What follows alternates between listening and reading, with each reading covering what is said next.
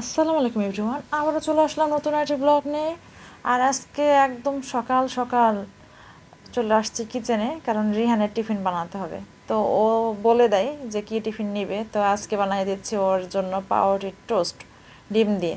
তো আমি ঝাল টোস্টটা বানাই দিই একটু, কিন্তু রায়ান চিন্তা করলাম যে রায়ান খেতে পারবে না, তো দুজন যাতে খেতে পারে তো ঝামেলা আমার কম হবে, আমার কথা চিন্তা করে আমি শুধু চিনি আর ডিম দিয়ে করে দিতেছি, এটা ভেজে দিব।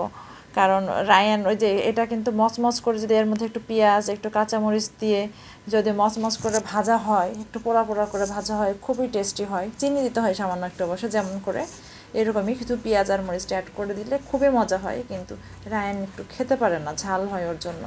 তো এই যে বানায় বক্সে তুলে রাখলাম রায়ানের জন্য, রিহানের টিফিনটা বক্সে দিয়ে দিছি, ওর নাস্তাও দিয়ে দিছি, রেডি হচ্ছে, স্কুলে যাবে। আর তারপরে শুরু হবে আমার রান্নাবান্নার কাজ। আর রিহানার বাবা অফিসে যাবে, সেটাও করতে হবে, ওর নাস্তাও রেডি করে দিচ্ছি এখন। ও এক একজন এক এক রকম নাস্তা খায়, ওর পাউরুটি সেঁকে দিচ্ছি, একটু ডিম ভাজি করে দিচ্ছি, এটাই ও ব্রেকফাস্ট করে অফিসে যাবে আবার। তো দুজনের দুই রকমের নাস্তা, তো এক একজন যেটা যে খেতে চায় তার সেটা সেভাবে করে দিতে হয় সব সময়। এখন বাজে 8:30, আর আমি সকাল সকালই রান্নার আয়োজন শুরু করছি। তো হেল্পিং হ্যান্ড এখন আসে নাই, আমি এই যে আলু সিদ্ধ দেবো, দেখেন কতগুলো আলু। তাই আজকে রান্না করব আমাদের উত্তরবঙ্গের বিখ্যাত আলুর ঘাটি। তো রিহান আলুর ঘাটি খেতে চেয়েছে, রিহান আর বাবারও পছন্দ এখন শ্বশুর বাড়ির খাবার। তো যাই হোক, এই যে আলু সিদ্ধ দিতেছি। আর ওরা ভাজা ডিমটা পছন্দ করে তরকারির মধ্যে, তো ভাজা ডিম ডিম ভেজেই দিব। আর রাইয়ান আর ওর দাদু সিদ্ধ ডিম খাবে, ওরা ভাজা ডিম তরকারির মধ্যে খায় না। তো দুটো ডিম সিদ্ধ দিচ্ছি। কুটা বাছা শেষ। তো আজকে রান্না করবো আলুর ঘাটি। এই যে ডিম আলু সিদ্ধ করে রাখছি, একটা ডিম ফেটে গেছে একটু হালকা, এই যে কেমন হয়ে গেছে। বাকিগুলো ডিম ভেজে করতে হবে, ভাজা ডিম পছন্দ করে। আর এই তো এখানে আজকে করলা ভাজি হবে, আর মিষ্টি কুমড়া ভাজি করবো একটু। তো এই পলিথিনটা রাখছি, তো বিশাল বড় পলিথিন, ভাবলাম যে এটা ময়লার ইয়ের মধ্যে রাখবো, বিছাই দিয়ে যে ময়লার পলিথিনগুলো। তো এটা ভাবছি যে আজকে বিছাবে জন্য এটা রাখছি যত্ন করে, ফেলাই নাই। আর ঝাড়ু রাখছি ভিতরে, কারণ কালকে প্রচুর বৃষ্টি হচ্ছিল, বারান্দাতে রাখার কোনো উপায় ছিল না, তো বারান্দাতে আর বের করা হয় নাই। এই হলো অবস্থা। দরজা তো লাগাই রাখতে হয়, প্রচুর বাতাস, রান্না করা যায় না দরজা লাগাই না রাখলে। সিঙ্কের মধ্যে দেখেন পরিষ্কার পরিচ্ছন্ন রাখি, কিন্তু এখানে একটা ঝামেলা হয়ে গেছে যে আমাদের সিঙ্কের এই পাশে আর কোনো সিস্টেম নাই, যেমন সিঙ্কের এই পাশে যে একটা স্টিলের জায়গা থাকে, তো এখানে ওরকম নাই। তো এখানে সাবধানে খুব কাজ করতে হয়, কিন্তু একটু অসাবধান হলে যে এই জায়গাটায় প্রেসার দিয়ে হাঁড়ি পাতিল মাজলেই দেখা যাচ্ছে যে নিচে পানি লিক করতেছে, কারণ নিচের পাইপটা লুজ হয়ে যাচ্ছে। আমি পাইপটা খুলে টাইট দিলাম, এই যে এই জায়গাটা থেকে লুজ হয়ে যায়, ওরা প্রেশার পড়ে যখন এই জায়গায় হাঁড়ি পাতিল মাজার সময়, তখন এই জায়গাটা লুজ হয়ে যায়, লুজ হয়ে যাওয়ার জন্য এখানে পানি লিক করে। তো এখানে আমি চাল রাখছি, আর পানি লিক করলে তো ঝামেলা। পরে আমি এই যে কাঠ সরায়ে দেখেন এখানে এটা মুছলাম, পরিষ্কার করলাম, এটা পাইপ খুলে টাইট দিলাম। তো এখন দেখা যাক, এটা এখন দেখার বিষয় পরবর্তীতে যে আবার পানি লিক করে কিনা, স্যানিটারি মিস্ত্রি ডাকতে হবে। তো আপাতত কাজ চালানোর জন্য তো আমি এই কাজটা করলাম। আমি একদম পুরো খুলে পাইপটা, এই যে সাদা পাইপ খুলছি, খুলে টাইট দিলাম ভালো করে।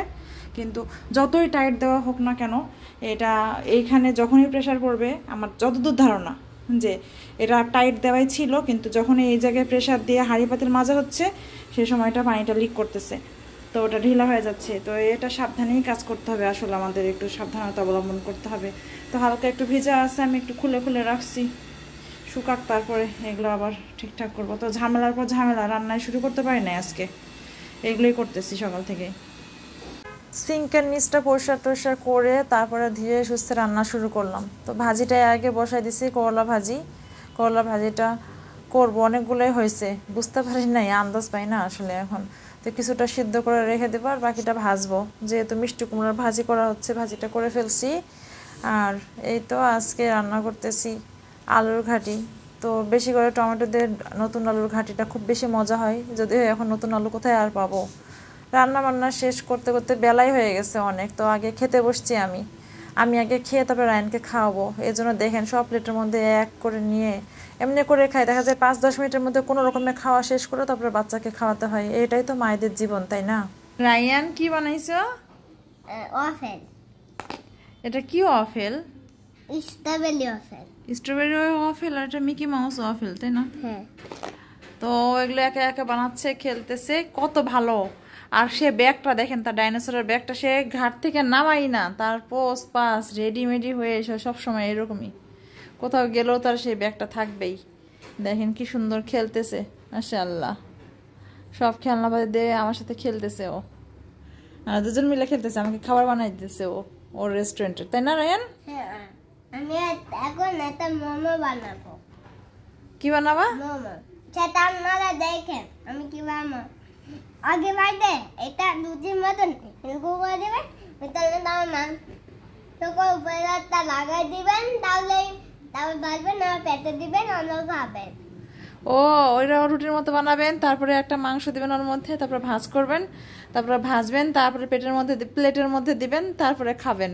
এটাই ও বললো। কিন্তু আমার পুঁই শাকের বাম্পার ফলন হয়েছে দেখেন, পৃথিবীতে দেখায় এটার বাম্পার ফলন হয়েছে, বাতাবি লেবুর বাম্পার ফলন হয়েছে, লটকনের বাম্পার ফলন হয়েছে, আর আমার পুঁই শাকের বাম্পার ফলন হয়েছে দেখেন। তো বিকালের টাইম, আর আমি এখন একটু এগুলোতে পানি দিয়ে দিব, যদিও পানি আছে, আমি এগুলো একটু ধুয়ে দিচ্ছি আর দিয়ে দেই পানি। মাটি ভিজা থাকলে, এটা পানি বেশি থাকলেই ভালো। বাচ্চা কাচ্চা বাচ্চা কাচ্চা চলে আসছে।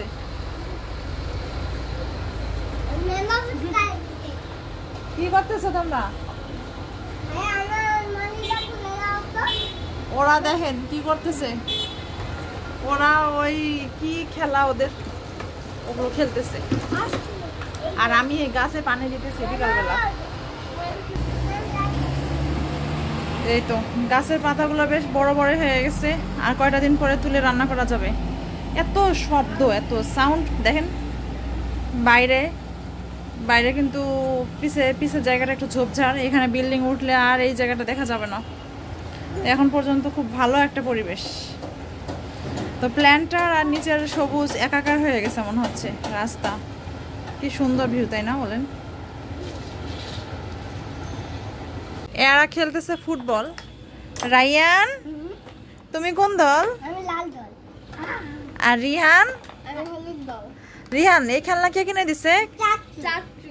কার খেলনা এটা? কাকে দিয়েছিল? আমাকে। তোমাকে? তোমাদের কি ভালো লাগে এই খেলনাটা খেলতে? হ্যাঁ, অনেক ভালো লাগে। দেখেন ওরা কি খেলতেছে সেই। তো এটা রাহুল অস্ট্রেলিয়া থেকে আনছিল, এবারই আনছে না রে? না, আগের বার আনছিল। কোন আগের বার? মানে এবার যে আসলো তার আগের বার না এবারই? এবারে আসার আগের বার, 2022 সালে।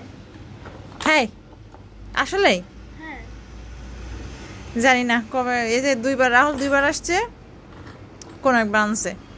তো এরা খেলতেছে, দেখেন কত রকমের খেলনা আনছে আরো।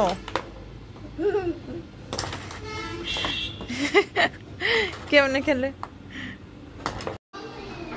খাওয়া দাওয়া করে একটু রেস্ট নিচ্ছিলাম, তো হঠাৎ করে কলিং বেল বাজছে। রিহান দৌড়ে চলছে, মা তোমাকে ডাকে। তো গিয়ে দেখি আমাদের হেল্পিং হ্যান্ড ও আসছে। তো ও আমার জন্য যে শাক নিয়ে আসছে, গিফট। কি যে ভালো লাগে গিফট পেলে, তো সে গিফট যেটাই হোক না কেন। তো ও একদিন শুনছে, কোটা বাসা করার সময় আমি কথায় কথায় বলে ফেলছি যে আমার হেলেঞ্চা শাক খুবই পছন্দের। ওই শুনছে, ওর জন্য তো ওই পাইছে, তুলছে ওখানে। এখানে তো বসুন্ধরা আশেপাশে অনেক খালি জায়গা, এখানে এরকম শাক টাক অনেক কিছু পাওয়া যায়।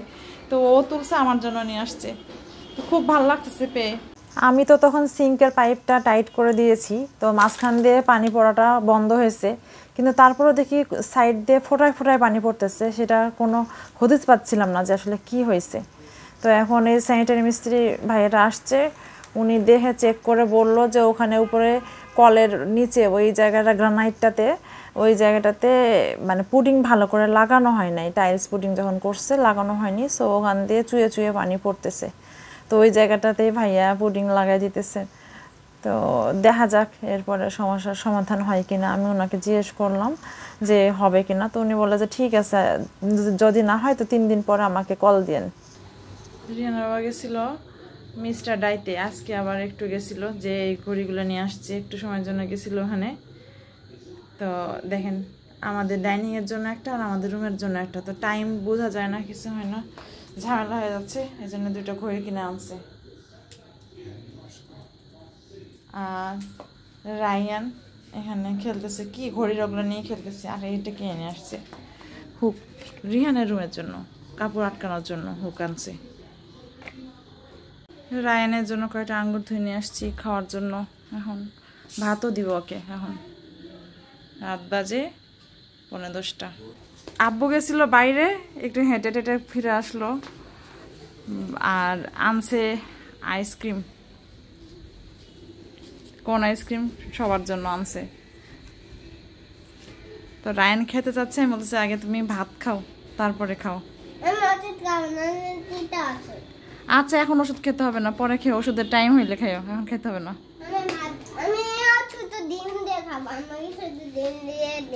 আচ্ছা দিব। দেখেন বাইরে বাতাস, ফ্যান ছাড়াও থাকা যাবে এরকম বাতাস, সুন্দর ওয়েদার, গাছগুলো দুলছে একদম। বাইরে ঝিঝি পোকার ডাক, ঝিঝি পোকার ডাক, প্রাকৃতিক পরিবেশে চলে আসছে মনে হচ্ছে, খুব সুন্দর লাগতেছে চারপাশটা। দেখেন এত সুন্দর বাতাস। আর এখানে হইতেছে কাজ, মানে স্যানিটারি মিস্ত্রি আসছিল, এটা আপনারা দেখেছেন। তো কাজ করে গেছে, বলছি বারবার করে চেক করার জন্য, ভালো করে চেক করে নাই। তো আমি দেখি আবার ফোটায় 2-1 ফোঁটা করে পানি পড়তেছে। তো বলছি যে যে জায়গায় সমস্যা, বলার পরও ওনারা আসলে কি বলবো, বলার আসলে কোনো ভাষা নাই, ভালো করে চেক করে না। এখন নিজেরাই করতেছি। এই যে হোয়াইট সিমেন্টে যে এগুলো আছে, পুডিং যেগুলো বলে, টাইলস পুডিং, এগুলাই আমরা এখন চারপাশ দিয়ে লাগাইতেছি। ওই পাশটা দিয়েই মেনলি পড়তেছে, কিন্তু এই পাশটাও আমরা মানে সেফটি পারপাসে লাগাই নিতেছি, থাকুক এক পাশ যেহেতু করাই হচ্ছে। রাতের খাওয়া দাওয়া শেষ করলাম, করে রুমে এসে বসছি, একটু কোয়ালিটি টাইম কাটাচ্ছি বাচ্চাদের সাথে, আর খাচ্ছি আইসক্রিম। আব্বু যে আইসক্রিম আনছে ওই আইসক্রিম, তো আমরা সেদিন আইসক্রিম আনছি, ওটাও খাওয়া হয় নাই, ওটাও আছে। আর রায়ান রিহান দেখেন কি অবস্থা, ওরাও আছে মৌজ ফুর্তিতে ভালোই, কারণ কালকে স্কুল ছুটি, কালকে আমাদের কোনো তাড়া নাই, সকালে ওঠার তাড়া নাই। সো সবাই একটু চিল করতেছি, গল্প করতেছি, রিল্যাক্স টাইম কাটাচ্ছি আর আইসক্রিম খাচ্ছি। আর দারাজ থেকে আরেকটা জিনিস আসছে আপনাদের দেখাতে, আমার মনে নাই, ওটাই বের করলাম। তা আমার ফোনের চার্জার, তো তারটা শুধু দিছিল, বাট এই এটা দেওয়ার নাই, অ্যাডাপ্টারটা দেয় নাই। এই জিনিসটা রিহানার বাবা দারাজে অর্ডার দিয়েছিল, কারণ রিহানার বাবাটা নিয়ে টানাটানি হতো, ওটা দিয়ে আমি চার্জ দিতাম, ও চার্জ দিত, তখন দুজনের একসাথে দরকার হলে খুব ঝামেলা হয়ে যায়। তো প্রায় সময় এটা নিয়ে কথা হয়, একটু খুনসুটি হয়ে যায় আমাদের দুজনের মধ্যে। তো আমি প্রায় বলি যে তুমি আমারটা অর্ডার দিয়ে দাও না কেন। তো অবশ্যই ডেলিভারি আসছে, এই যে দেখেন ওরটাতে এই দুটো তার লাগানো, একটা আমার একটা ওর। তো এইভাবে করে চার্জ দেয়। তো আজকের মতো এ পর্যন্তই, সবাই ভালো থাকবেন, সুস্থ থাকবেন, অমিতা স্ট্রিম অবশ্যই সাবস্ক্রাইব অ্যান্ড ফলো করে দেবেন। তো আজকের মতো এ পর্যন্তই, আল্লাহ হাফেজ।